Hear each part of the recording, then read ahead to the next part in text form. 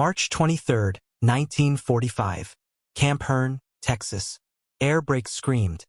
A violent hiss of compressed pressure that kicked up swirling clouds of fine, red dirt.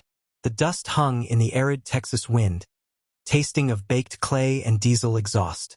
A heavy steel tailgate slammed down. Chains rattled, ringing out against the flat, open expanse of the American Southwest. Barked commands followed. The American voices were loose, confident, lacking the frantic, jagged edge of the German officers she had left behind. Elfriede Kessler stepped down from the canvas-shrouded bed of the transport truck. Her leather boots crunched into the gravel. She did not move to align herself in formation. The American medical officer wrote the numbers onto a crisp white file folder. The data was absolute, devoid of ideology. Height, 5 feet, 5 inches. Weight, 99 pounds. Body mass index, 16.5. She was clinically starved. Her own body was the physical, walking record of a dying empire. The doctor did not look at her with pity. Pity was an inefficient emotion. He simply stamped the file with heavy red ink. He gestured with a thick finger for her to follow. He led her past the boiling vats, toward the dry storage pantry at the rear of the kitchen. Silas unlocked the heavy wire mesh door and pushed it open. Elfriede stepped inside. The sight forced her to reach out and grip the metal doorframe just to keep her knees from buckling. Pallets. Rows of heavy wooden pallets stacked from the concrete floor to the ceiling beams. 50-pound bags of bleached, highly refined white flour. 50-pound bags of pure, granulated cane sugar. Massive, gleaming steel canisters of shortening. Wooden crates packed tightly with heavy tins of dried milk. The abundance was visually obscene. It was a physical assault on her entire understanding of the world. In the charred ruins of Hamburg, a single cup of that refined sugar would have commanded a month's wages on the black market, if it could be found at all. Here it was mere inventory, a fraction of a weekly supply requisition, waiting to be consumed and immediately replaced. Standard white loaves, Silas stated. He pointed toward a massive, steel-bowled Hobart mixer that stood in the corner like a monument to industrial capacity. We need 200 units proofed and in the ovens by 1100 hours. The recipe is on the clipboard. You follow the weights exactly. No deviations. Elfriede swallowed hard, her throat dry despite the humidity. She nodded sharply.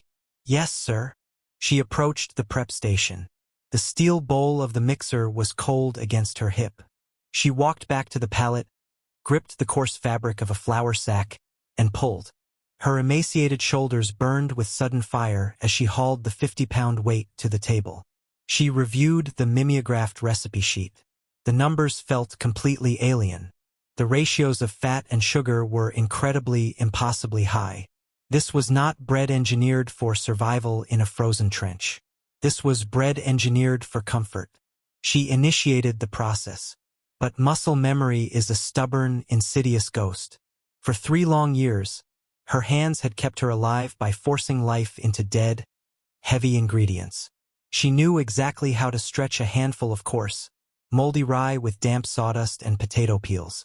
She knew how to beat dense, unyielding dough into heavy bricks that would keep a freezing soldier functioning in the snow. She watched the pure white flour cascade into the mixing bowl. We do not conserve the recipe, Silas interrupted. His voice dropped an octave, echoing off the stainless steel walls. We execute it. The United States government supplied exactly the materials required to make this bread correctly. When you alter the formula, you compromise the product. Silas grabbed the edges of the canvas proofing cloth beneath the dough. He hefted the entire 50-pound mass of ruined, unyielding flour and water. He walked 3 paces to the industrial waste bin. He dropped it in. A dull, heavy thud echoed through the silent kitchen. Elfriede flinched violently, her shoulders snapping up toward her ears, as if she had been physically struck across the face. That was food. That was life. Could have fed 20 men for a week. He threw it into the garbage simply because it was not mathematically perfect. The casual, unapologetic destruction of calories horrified her more than the violence of the battlefield. Silas turned his back on the waste bin and locked his pale ice eyes onto hers. You bake to the standard, or you do not step foot in my kitchen again. The ultimatum hung in the hot, humid air between them, absolute and unyielding. You have one more chance. Clean your station. Sanitize the block. Start over.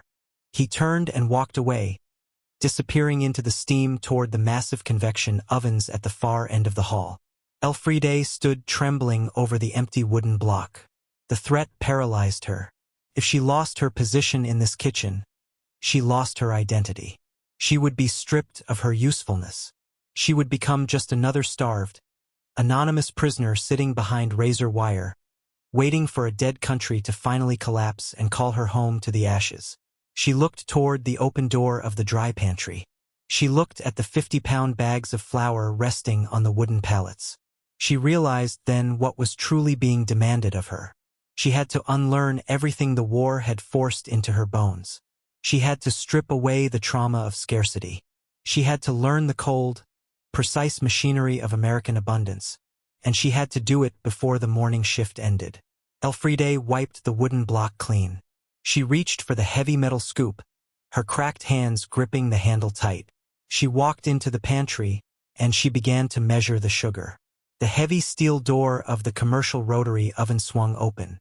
A wave of intense, dry heat rolled across the kitchen tiles, warping the air. Silas Abernathy gripped the cast-iron handle of the extraction peel. With a single, fluid motion, he pulled a massive aluminum sheet pan from the rotating racks. He dropped it onto the stainless steel prep table. The metal rang out, sharp and final. The smell hit Elfriede's lungs before her brain could process what she was looking at. Cinnamon, melted butter, dark, caramelizing sugar. It was an impossible scent. It was a ghost. It belonged to a Sunday morning in a world that no longer existed, a world long before sirens, ration cards, and blackout curtains. It was the scent of absolute, unapologetic indulgence. Silas had baked cinnamon rolls for the senior officers' mess. They sat on the sheet pan, perfectly spiraled, glistening with a thick layer of white vanilla glaze that was slowly melting into the hot, spiced crevices of the dough. Elfriede stood locked at her mixing station.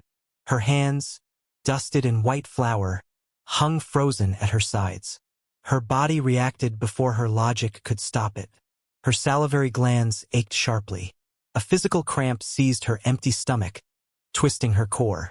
Silas wiped his massive hands on his apron. He picked up his steel bench scraper. He sliced one heavy, glazed roll from the corner of the pan. He lifted it carefully and placed it on a small white ceramic plate. He walked across the kitchen. He set the plate down on Elfriede's wooden butcher block. "Eat it," Silas said. Elfriede stared at the pastry. Steam rose from the exposed, tender crumb, carrying the vanilla upward. "Sir, no," she whispered. Her voice cracked, dry as kindling. "That is officers' mess. It is not for prisoners." "I am the master sergeant of this kitchen," Silas replied, his voice a low, steady rumble. "I determine where the inventory goes. I told you to eat it." She hesitated. The deep psychological conditioning of the Wehrmacht screamed at her to refuse. You do not accept comfort from the enemy. You do not show weakness. You maintain the rigid, suffering discipline of the defeated. But she was starving, not just for calories. She was starving for humanity.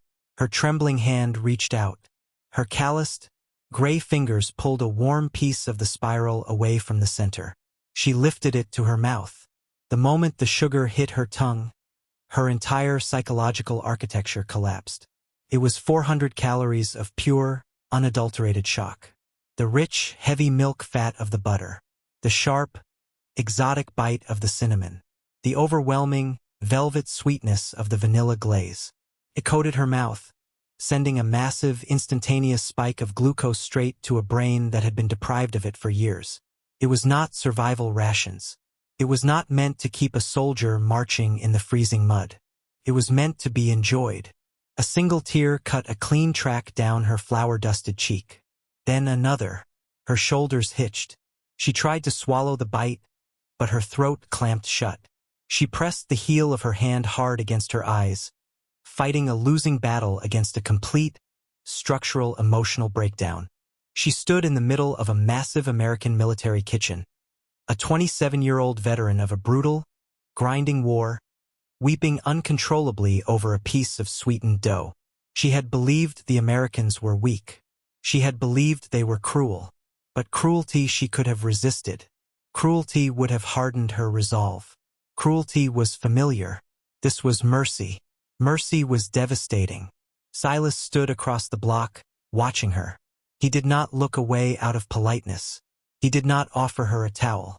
He simply let the propaganda break apart. Why? Elfriede choked out in broken English, her chest heaving as she gasped for air.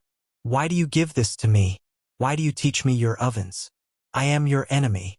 Silas reached into the breast pocket of his uniform shirt beneath his apron.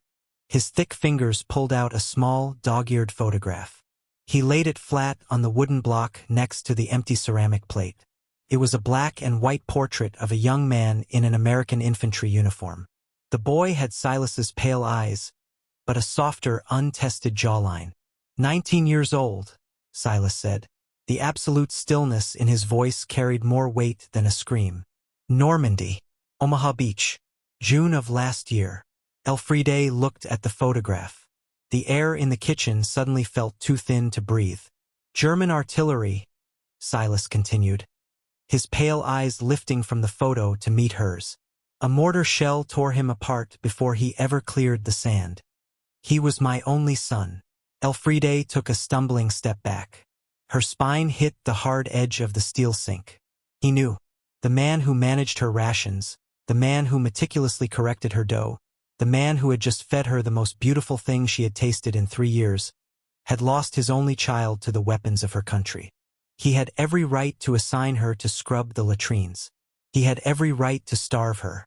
He had every right to put a bullet in her head. I don't understand, she whispered. Her voice was trembling with a terror that went far deeper than physical fear. It was the terror of unearned grace. Silas picked up the photograph. He slid it carefully back into his pocket, placing it close to his chest. When the war took him, I had a choice, Silas said, stepping closer to the block. I could let the hate hollow me out. I could look at you and see the mortar tube that killed my boy. But hatred is a useless metric. It burns hot, and it produces nothing. Hatred doesn't bake bread. He raised a heavy arm and pointed a thick finger at the Hobart mixer. You have a skill, a real one. The world is busy burning itself to the ground right now. I refuse to add to the ashes. If I can teach the hands of my enemy to build something decent, to feed people instead of killing them, then maybe my boy's death isn't just a goddamn statistic. He leaned over the block, his face inches from hers. You are going to become the best baker in this camp. You are going to master my ovens. Because that is how you earn the air you are breathing. Do we understand each other? Elfriede stared into the pale, grieving eyes of Master Sergeant Abernathy. The arrogant pride of the Reich was gone. The rigid German soldier died in that moment, replaced by something much simpler and much stronger. Yes, sir, she said. 2 weeks later, the mail arrived. It was a highly coordinated, agonizingly slow logistical event. The International Red Cross processed prisoner correspondence through neutral Switzerland, routing heavily censored letters across the Atlantic on supply ships. Delivery was notoriously unreliable, often delayed by months. Elfriede stood in the dirt courtyard of the women's compound. The camp clerk stood on a wooden crate, calling out names. Kissler. Elfriede stepped forward. She was handed a thin, gray envelope. It was battered. The edges were frayed and soft, bearing the dark ink stamps of 3 different international censors. She recognized the cramped, frantic handwriting immediately. It was from her younger sister, Clara. Elfriede did not open it in the courtyard surrounded by the others. She walked back to her assigned bunk in the quiet, wooden barracks. She sat on the thin wool blanket. Her hands, now stronger and less cracked from working with the proper fat ratios in the kitchen dough, carefully tore open the seal. She unfolded the single sheet of paper. The date scribbled at the top was February 14th, 1945. More than 2 months ago. Elfriede, I do not know if this will reach you. I do not know if you are alive. Hamburg is gone. The incendiary bombs turned the sky to fire. There is no city left, only bricks and ash. I am writing to tell you about Mother. Elfriede's breath hitched in her throat. Her eyes scanned the next paragraph, her brain struggling to process the crude, terrible data written on the page. She died in January. The doctor said her heart simply stopped. But that is a lie for the death certificate. She starved, Elfriede. When we carried her out, she weighed barely 85 pounds. 85 pounds. The number struck Elfriede with the force of a physical blow. 38 kilograms. A grown woman reduced to the skeletal weight of a child. The authorities cut our rations again in December. But Mother did not eat her share. She traded her winter coat on the black market for a single cup of bleached flour and a spoonful of dried sugar. She hid it beneath the floorboards. Elfriede's hands began to shake violently. The thin paper rattled loudly in the quiet barracks. She was saving it for your birthday. She thought the war would end. She thought you would walk through the door, and she wanted to have a proper cake waiting for you. She stopped eating her daily bread so she could afford the yeast. She died 2 days before your birthday. She traded her life for flour you will never eat. Do not come back here, Elfriede. There is nothing left. Germany is a graveyard. Clara. Elfriede sat perfectly still. The silence in the barracks was absolute, ringing in her ears. She did not cry. The grief was too massive, too dense for tears. It bypassed sorrow completely and settled directly into her bones as a cold, heavy void. Her mother had starved to death in the smoking ruins of a burning city, hoarding a handful of baking flour for a daughter who was currently standing daily in a Texas kitchen surrounded by 50-pound bags of the exact same ingredient. The brutal irony of the logistics snapped something deep inside her mind. She had survived, but her survival was a luxury purchased directly with her mother's flesh. The entire rationale of her existence, the belief that she was enduring this captivity so she could one day return to her family, was annihilated. There was no family to return to. There was only a grave in the ash of Hamburg. The next morning, Elfriede reported to the kitchen at 0400 hours, a full hour before her scheduled shift. Silas was already there, standing beneath a caged bulb, reviewing the day's requisition forms on a clipboard. He looked up as she walked in. He saw the dead, flat expression in her eyes. He saw the rigid, terrible tension locking her jaw. He did not ask her what was wrong. In a war, you do not ask questions you already know the answer to. "We are short-staffed today," Silas said gruffly, tapping the clipboard with a pencil. "2 men in the infirmary. The line needs bread. A lot of it." "How much?" Elfriede asked. Her voice was a hollow monotone. 500 loaves by noon. It was an impossible metric for one baker and a master sergeant. It required a relentless, punishing physical pace. "Understood," Elfriede said. She tied her white apron behind her back. She walked to the prep station, and she turned herself into a machine. She channeled the massive, suffocating weight of her mother's death directly into the physical labor. She hauled the heavy 50-pound sacks of flour from the pallets without feeling the burn tearing through her shoulder muscles. She operated the heavy Hobart mixer with lethal, unblinking precision. Flour, water, yeast, salt, fat. The ingredients blurred. She didn't see food anymore. She saw variables in a mechanical equation. When the dough was dumped onto the butcher block, she attacked it. But she did not fight it like she had on her first day. She moved with it. Her hands blurred across the wood, cutting, weighing, and shaping the dough with a frantic, terrifying speed. Silas moved beside her. They did not speak. They did not need to. They communicated entirely through the logistics of the kitchen. When she finished shaping a row of loaves, Silas was there seamlessly with an empty sheet pan. When a pan was filled, he slid it instantly into the proofing cabinet. When the proofing was done, he loaded the rotary ovens. It was a perfectly synchronized dance of grief and production. 2 bakers, separated by language, by uniform, and by blood, locked together in the relentless pursuit of output. She worked until the muscles in her forearms cramped and locked. She worked until the salt sweat stung her eyes and soaked her collar. She shaped dough until she couldn't see the ruins of Hamburg, until she couldn't see the 85-pound ghost of her mother begging for bread. She shaped dough until the only thing that existed in the entire universe was the exact, perfect weight of the loaf in her hands. At 1,145 hours, Silas pulled the final rack from the roaring oven. 512 standard military loaves, perfectly browned, perfectly uniform.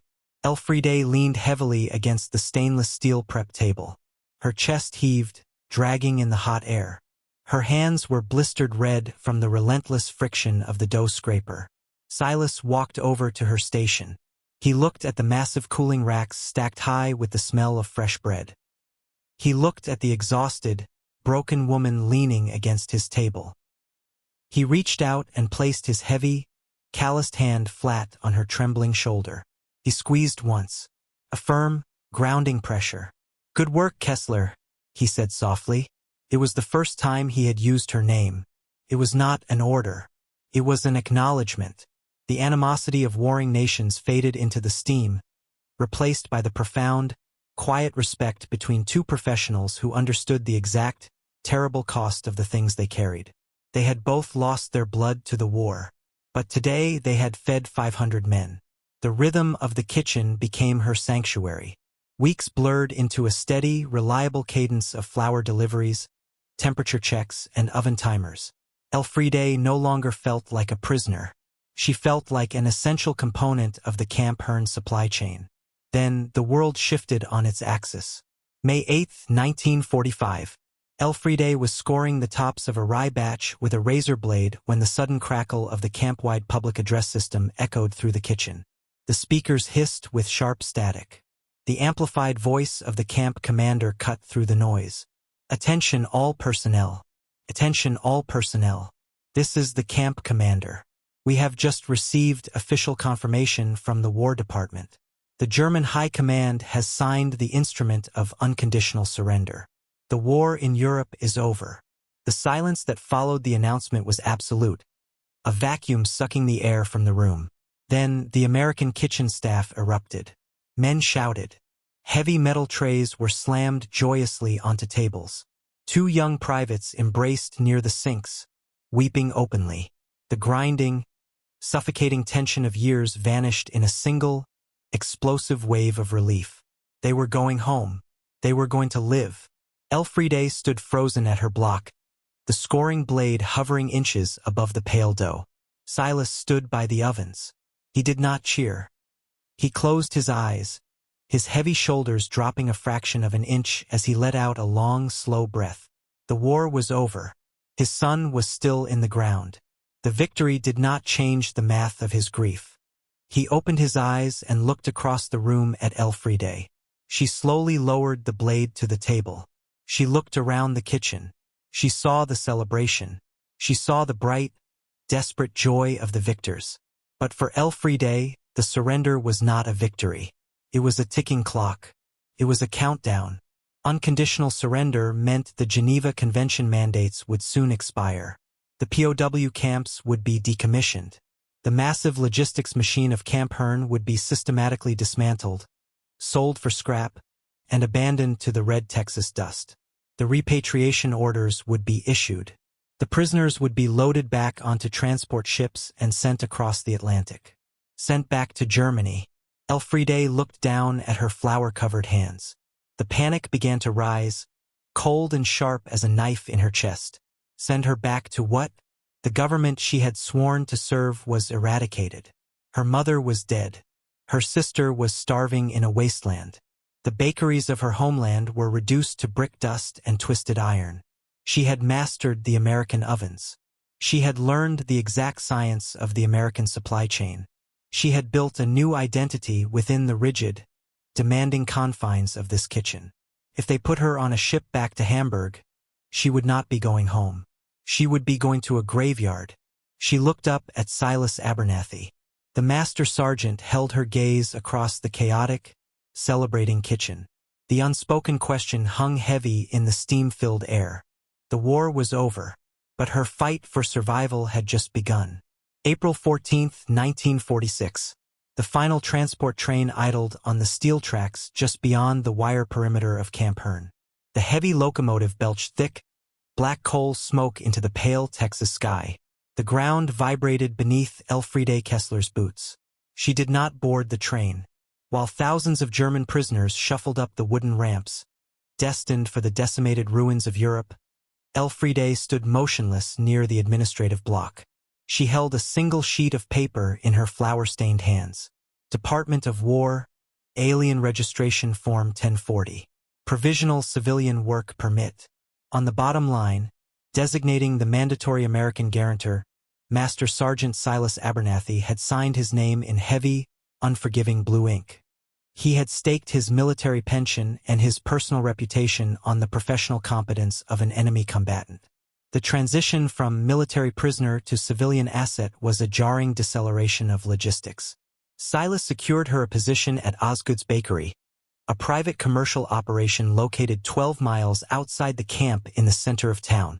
Henry Osgood was 62 years old, a widower whose hands were crippled by early-onset arthritis.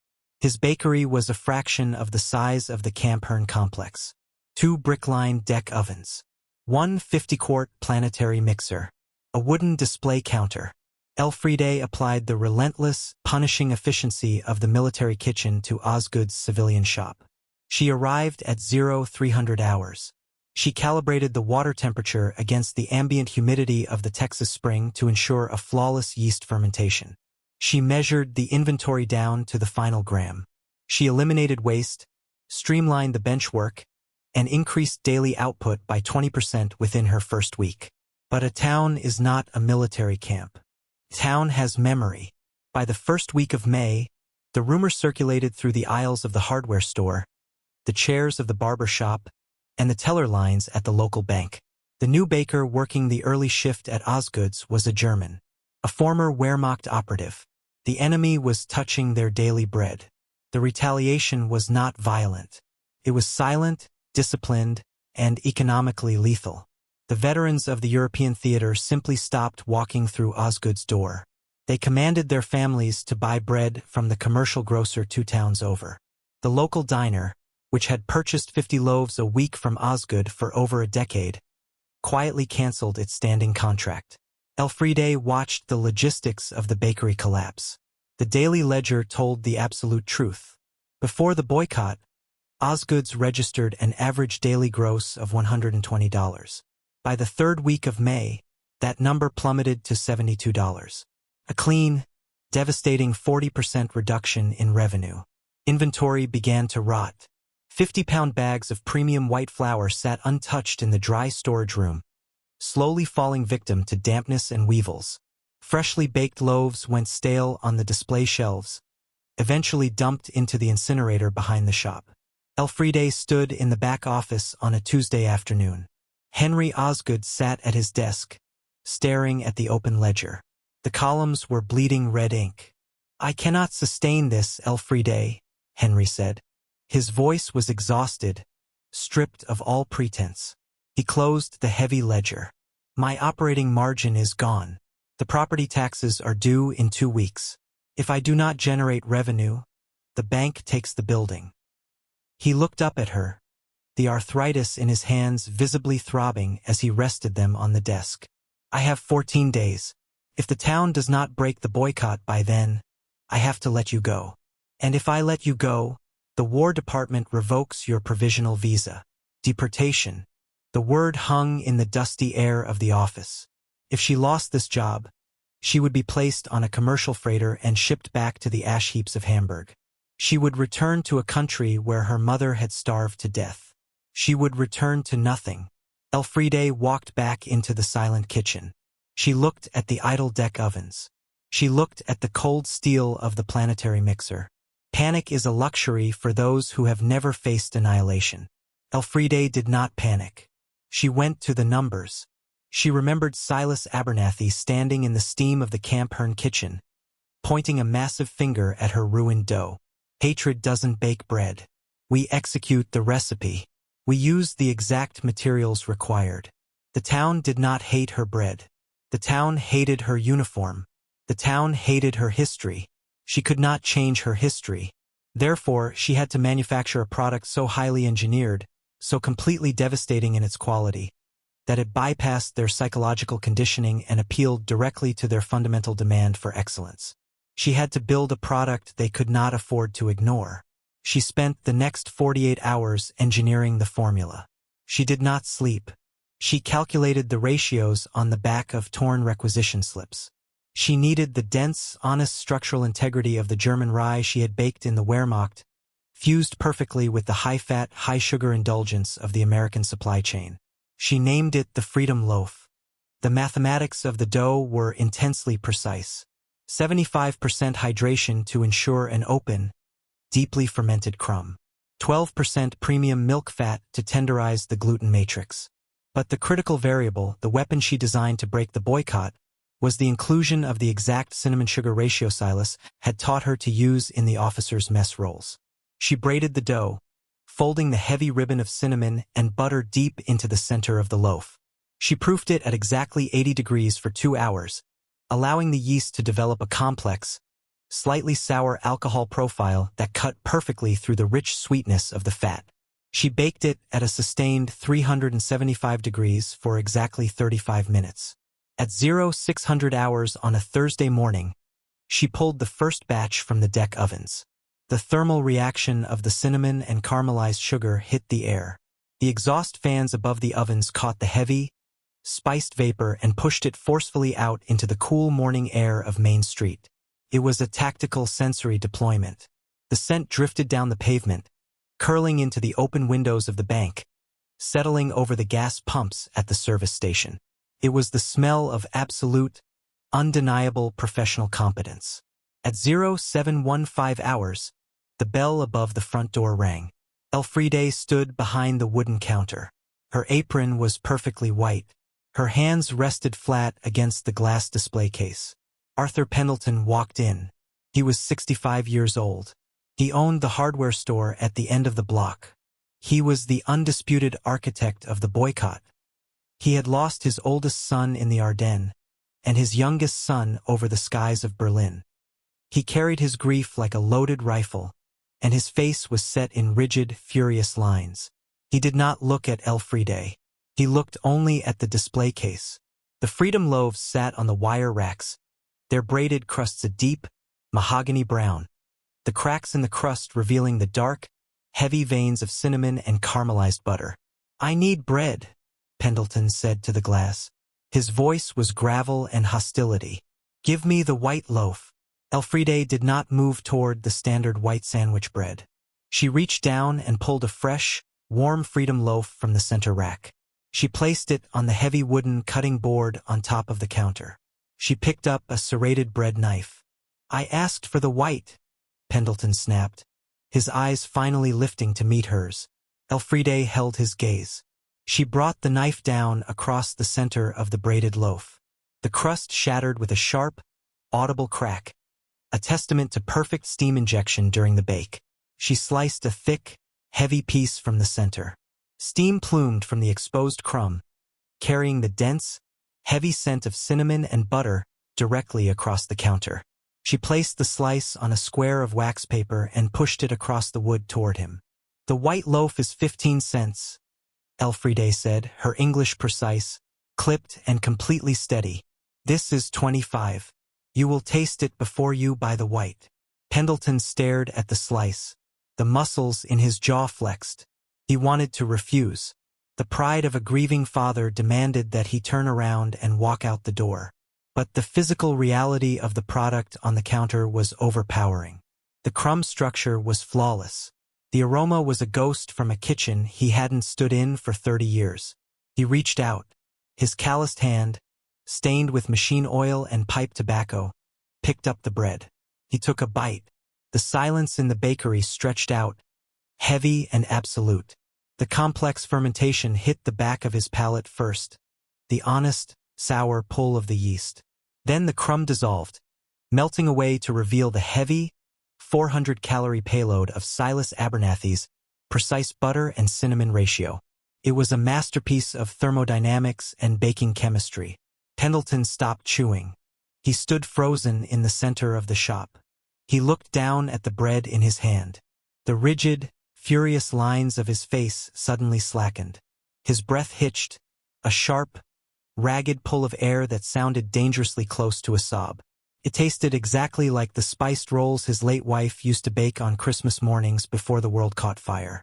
It tasted like an America that existed before telegrams from the War Department ruined his life.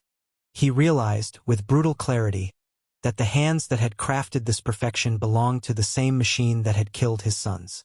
But the product was undeniably superior. The skill was absolute. Pendleton looked up at Elfriede. He saw the permanent flour dust in the cracks of her skin. He saw the rigid military posture holding her spine straight. He recognized a survivor. He reached into the pocket of his heavy wool coat. He pulled out a leather coin purse. He extracted a silver quarter and placed it on the glass counter. It struck the glass with a sharp, final click. "Wrap the rest of the loaf," Pendleton ordered quietly. His voice had lost its gravel. It was simply tired. Elfriede wrapped the bread in heavy brown paper. She handed it across the counter. Pendleton took it. He turned and walked out the door. The boycott was broken. The mathematics of the ledger reversed violently. By the end of the week, daily revenue spiked to $180. The inventory turned over daily. Henry Osgood paid the property taxes. Elfriede Kessler's provisional visa was stamped and finalized into permanent residency. Professional competence had defeated emotional bias. Logistics had conquered hatred. October 14, 1965. The early morning air in the Texas town was sharp with the first true autumn chill. The heavy neon sign above the corner storefront hummed with a low electrical buzz. Kessler's Bakery. Established 1952.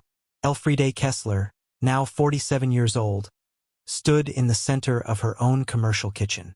She commanded a massive, gleaming facility built on the exact footprint of Henry Osgood's old shop, funded by 18 years of ruthless financial discipline and unyielding quality control. She employed 12 bakers, running 3 shifts to supply restaurants across the regional grid. She wore a pristine white chef's coat. Her hands, though scarred from decades of thermal burns and friction, moved with the terrifying, economic grace of a master operator. She stood before the massive, 6-deck rotary oven. It was the exact same industrial model Silas Abernathy had used at Camp Hearn. Bolted directly to the brick fascia above the oven doors, encased in a heavy steel frame to protect it from the heat and flour dust, was a photograph. It was a black and white portrait of a 19-year-old American infantryman, the boy with the pale eyes who had died on the sand at Omaha Beach. When Silas Abernathy died of a massive coronary in 1962, his estate had forwarded the photograph to Elfriede. It was his final logistical directive, a reminder of the exact cost of the air she breathed. Elfriede reached forward and gripped the heavy steel handle of the oven door. She pulled it open. The dry, intense heat blasted across her face. Inside, 200 Freedom loaves baked in perfect, uniform rows, the dark cinnamon spiraling through the golden crusts. Every Thursday morning for the past 13 years, the first batch of the day was pulled from the oven, wrapped in insulated canvas transport bags, and loaded into a delivery truck. The invoice attached to the clipboard carried a balance of $0. The truck drove directly to the Regional Veterans Affairs Medical Center in Central Texas. The loaves were distributed to the men sitting in wheelchairs, to the men breathing through oxygen tubes, to the men who had left pieces of themselves on the battlefields of Europe. She fed the men who had destroyed her country. Elfriede slid the heavy aluminum peel under the first row of bread. She pulled the loaves from the fire. The weight of the metal was heavy, familiar, and absolutely right in her hands. The greatest victory of the United States in the Second World War was not recorded in the tonnage of bombs dropped on German industry. It was not measured in the thousands of tanks rolling off the assembly lines in Detroit. The ultimate victory was an act of logistical absorption. It was the capacity of a nation to take a starved, conditioned enemy operative, break her ideology with overwhelming abundance, and rebuild her into a localized asset. Silas Abernathy had understood the truth that governed both war and baking. Hatred is a finite fuel. It burns hot, but it leaves nothing behind but ash. But a properly executed formula, a perfect ratio of pressure, time, and raw material, can sustain a system forever. Elfriede dropped the hot loaves onto the cooling rack. She picked up her bench scraper, turned back to the massive steel mixing bowl, and began the next batch. The machinery of survival required her attention. The work never ended. The supply chain demanded its bread.